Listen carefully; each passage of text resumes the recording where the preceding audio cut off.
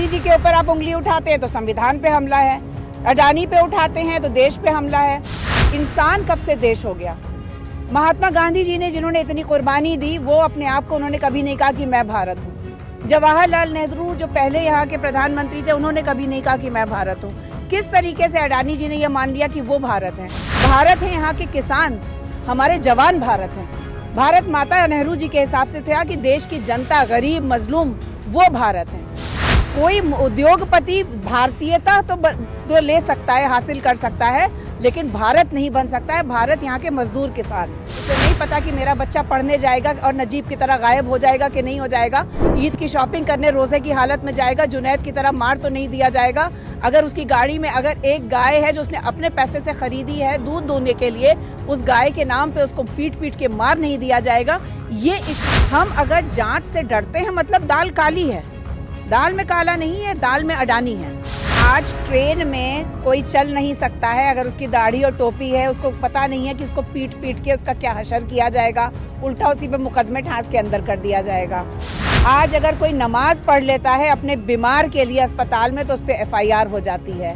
वहाँ से उसकी नागरिकता से लेके हर चीज के ऊपर सवाल उठाए जा रहे हैं। उनके घरों पे बुलडोजर चलाए जा रहे हैं। उनके ऊपर भी जादू चला हुआ है, नरेंद्र मोदी जी का जादू, कि जब वो मुंह खोलती हैं तो वो सिर्फ तभी खोलती हैं जब उन्हें राहुल गांधी जी के ऊपर टिप्पणी करनी होती है गलत।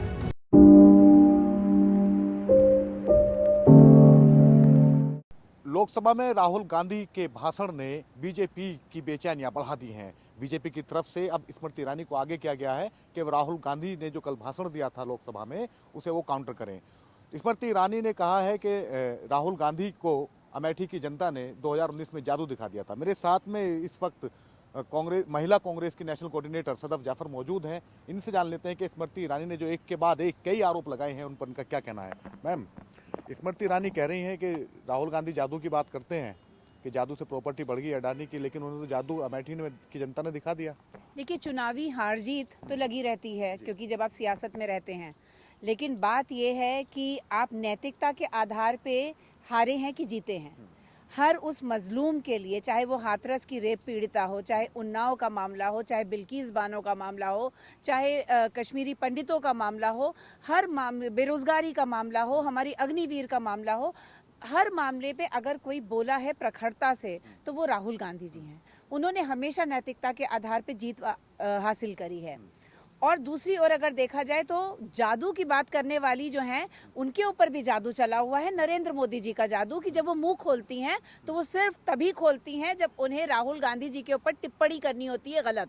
लेकिन वो तब चुप हो जाती हैं जब सिली सोल का मामला आ जाता है और तमाम ऐसी महिलाओं का मामला आता है जो चीख चीख के बोल रही होती है कि हमारे लिए बोले वो महिला जिसको हम मंत्रालय दिया गया है, हमारी जिम्मेदारी दी गई है, हमारी सुरक्षा और हमारे अधिकार पे बोलने का, उसको सबसे ज्यादा अधिकार है जो खामोश रहती हैं। तो ये जादू ये ही है कि वो खामोश रहना पसंद करती हैं हर उस मामले में जो उनसे रिलेटेड है, और मुंह तभी खोलती हैं हर झूठे मामले में, हर गलत टिप्पणी में, जब राहुल गांधी जी का मामला आता है। अमेठी की एक बहुत बहुप्रचलित जमीन को लेकर भी उन्होंने कहा है कि 30 साल तक अमेठी के लोगों को बताया जाता रहा कि मेडिकल कॉलेज बनाएंगे, लेकिन कुछ नहीं बन पाया। अफसोस की बात यह है कि लगातार उस जमीन पे मेडिकल कॉलेज का प्रपोजल रखा गया, लेकिन उसको सेंट्रल गवर्नमेंट रिजेक्ट करती रही। दूसरी बात यह कि उस परिवार पे इल्जाम लगा रही है जिन्होंने करोड़ों की प्रॉपर्टी जो है वो देश के नाम कर दी। नन्ही सी इंदिरा ने अपनी गोदी से छीन के वो विदेशी गुड़िया जो थी वो आग के हवाले कर दी थी जब आंदोलन चल रहा था स्वदेशी का। तो जब ये बात करते हैं हमारे यहाँ त्याग की, जिन्होंने अपनी जिंदगियां कुर्बान कर दी। भाई, जिंदगी तभी कुर्बान नहीं होती है जब शहादत होती है। 2 इस परिवार में शहादतें हैं, तो ऐसी भी लोग हैं जिन्होंने देश के लिए पूरी अपनी जवानियां दी हैं। मोतीलाल नेहरू जी, जवाहरलाल नेहरू जी, इंदिरा जी, राजीव जी, सोनिया जी, राहुल और प्रियंका जी, जितने लोग हैं, इन्होंने अपनी पूरी जिंदगी देश के लिए दी है। तो अगर वो बात करें कि प्रॉपर्टी पे क्या कब्जा किया है, आप पहले उस प्रोजेक्ट्स को स्टॉल करते हैं, उसके बाद आप झूठे इल्जाम लगाते हैं। ये झूठ का पुलिंदा है सरकार, और सिवाय झूठ के इनको कुछ नहीं आता है। अच्छा, राहुल गांधी ने जो कल कहा है पार्लियामेंट में, और जो अभी मल्लिकार्जुन खड़गे नफरत की राजनीति करते हैं, उन्होंने कहा हम तो माइनॉरिटी का कल्याण कर रहे हैं, हमने हज में 50,000 रुपये और सस्ते किया है, जो फॉर्म लिया जाता था 400 रुपये भरने का, उसे भी हमने ख़त्म कर दिया है। आज ट्रेन में कोई चल नहीं सकता है अगर उसकी दाढ़ी और टोपी है, उसको पता नहीं है कि उसको पीट पीट के उसका क्या हशर किया जाएगा, उल्टा उसी पे मुकदमे ठांस के अंदर कर दिया जाएगा। आज अगर कोई नमाज पढ़ लेता है अपने बीमार के लिए अस्पताल में तो उस पर FIR हो जाती है। उसकी गाड़ी में क्या है, उसके फ्रिज में क्या है, उसकी प्लेट में क्या है, वो क्या कर रहा है, किसी चीज़ को लेकर वो आज़ाद नहीं महसूस कर रहा है। हर तरह से उसकी नागरिकता से लेके हर चीज़ के ऊपर सवाल उठाए जा रहे हैं। उनके घरों पे बुलडोज़र चलाए जा रहे हैं। आप उनको अवैध नाम करार करके आप उनके जो है असम में जिस तरीके का जुल्म हुआ है, ये मुसलमानों के हितैषी हैं या जहाँ ये किसी के हितैषी नहीं है। लेकिन मुसलमानों की तो ये बात ही ना करें या ईसाइयों की या माइनॉरिटी की बात ना करें, जो आज जिनके घरों के ऊपर जो है एक संकट वो जो है वो मंडरा रहा है, कब बुलडोज़र चल जाए, कब उनके ऊपर नजर इनायत हो जाए सरकार की और उनकी ज़मीनों पे कब्जे हो जाएं। तो ये इस तरह की बात, वही मैंने कहा कि ये लगातार सिवाय झूठ बोलने के, परपंच करने के, इनके पास कुछ नहीं है। अच्छा, अडानी को लेकर कांग्रेस लगातार हमलावर है, दूसरी पार्टियां भी हैं वो इतनी प्रखर तरीके से मुखर नहीं हो पा रही हैं, लेकिन कांग्रेस हमलावर है। लेकिन उधर बीजेपी कह रही है कि ये एक साजिश है। भाई ये तो दुनिया के सामने है। भाई जो कुछ भी हो रहा है, क्या इतने नीचे दर्जे पे जहाँ पे अडानी जी जिस पायदान पे थे वहां से दूसरे तीसरे नंबर पे यूं ही आ गए, वो भी 2014 के बाद? क्या उनको उस तरीके से कॉन्ट्रैक्ट्स नहीं दिए गए? क्या वो राहुल जी ने तो 3-4 सवाल किए ही हैं कि क्या वो अगर जाते थे मोदी जी के साथ तो क्या वो नहीं जाते थे? जाते थे तो क्या बात होती थी? मोदी जी के जाने के फौरन बाद जाते थे कि नहीं जाते थे? जाने के फौरन पहले जाते थे कि नहीं जाते थे? और अगर ये सारी चीज़ें होती थी तो क्या उनको उसके बाद जाने के ये कॉन्ट्रैक्ट्स मिले या नहीं मिले? भाई हम कह रहे हैं, हमारे अगर आपको लगता है इल्ज़ामों में कुछ गड़बड़ है, कुछ गलतियां हैं, कुछ लूप होल्स हैं, आप JPC बैठा दीजिए। JPC में तो उनके भी होंगे, हमारे भी होंगे। It's going to be a joint parliamentary committee. आप डर क्यों रहे? दूध का दूध पानी का पानी हो जाएगा।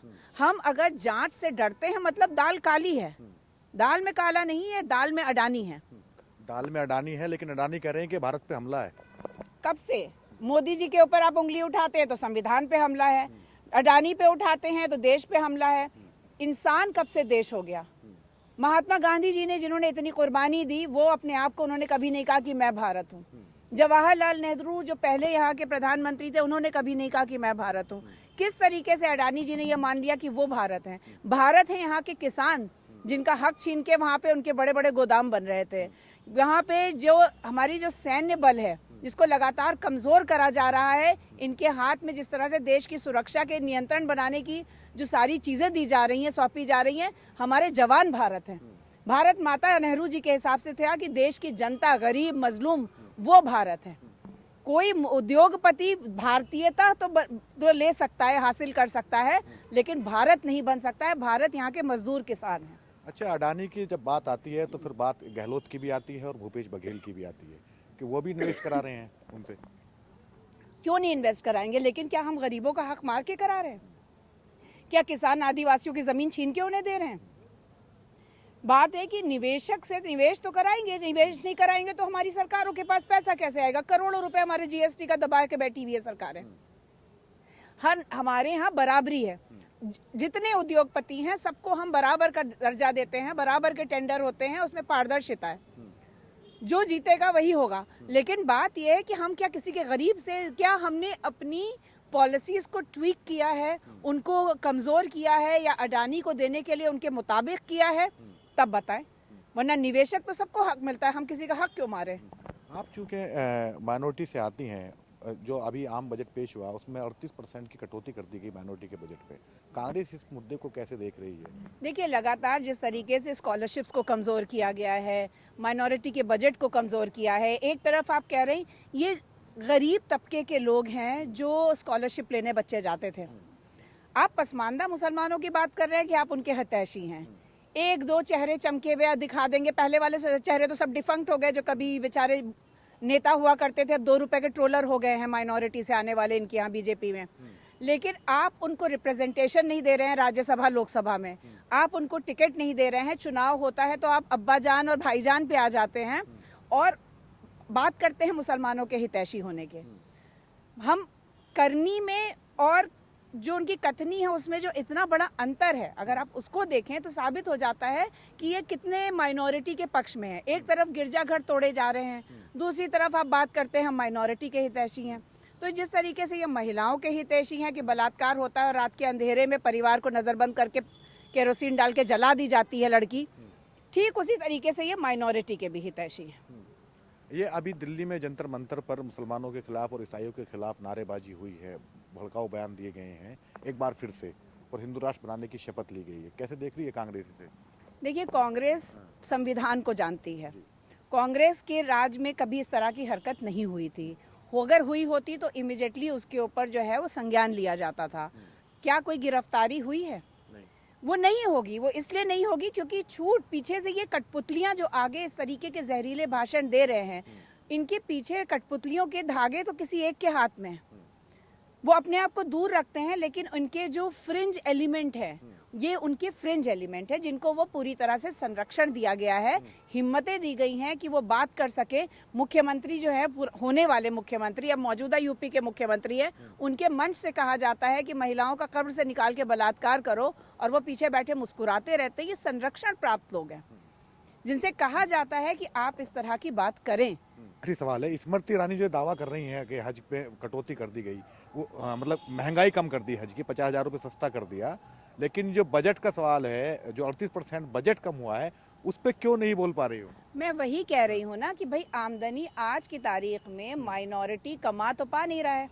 मुसलमान के रोजगार बंद किए जा रहे हैं, उसके घरों पे बुलडोजर चलाए जा रहे हैं। कितने मुसलमान गरीब हैं जो हज करने का दम रख सकते हैं? कितने मुसलमान जाते हैं जो गरीब तबके के हज करने के लिए? तो ये वो चीज़ें हैं, आप एक तरफ से लॉलीपॉप दे रहे हैं लेकिन दूसरी तरफ से सोटे लगा रहे हैं। उसकी आमदनी आपने ख़त्म कर दी, उसका घर आपने ख़त्म कर दिया। उसे नहीं पता कि मेरा बच्चा पढ़ने जाएगा और नजीब की तरह गायब हो जाएगा कि नहीं हो जाएगा, ईद की शॉपिंग करने रोज़े की हालत में जाएगा, जुनैद की तरह मार तो नहीं दिया जाएगा। अगर उसकी गाड़ी में अगर एक गाय है जो उसने अपने पैसे से ख़रीदी है दूध दोहने के लिए, उस गाय के नाम पर उसको पीट पीट के मार नहीं दिया जाएगा। ये इशूज़ हैं। हज करने कितने गरीब जा पाते हैं? हमें जीने तो दीजिए, आप मुसलमानों को, गरीबों को, दलितों को जीने तो दीजिए। दलित आज की तारीख में घोड़े पे बैठ के जा नहीं सकता अपनी दुल्हन लाने के लिए, मूछें नहीं रख सकता, बुलेट नहीं चला सकता। अगर उसने कहीं ऐसी जगह पे चला गया जहां नहीं जाना चाहिए, उसको पीट पीट के मार दिया जाएगा। तो ये दलित, मुसलमान, महिला जिस तरीके से उत्पीड़ित है बीजेपी के राज में, ये निहायती, मतलब इसके लिए तो क्या ही कहा जाए कि अमानवीय चेहरा है भाजपा का, और किसी भी सरकार का ही सबसे डेमोक्रेसी के काले अध्याय में हम जी रहे हैं।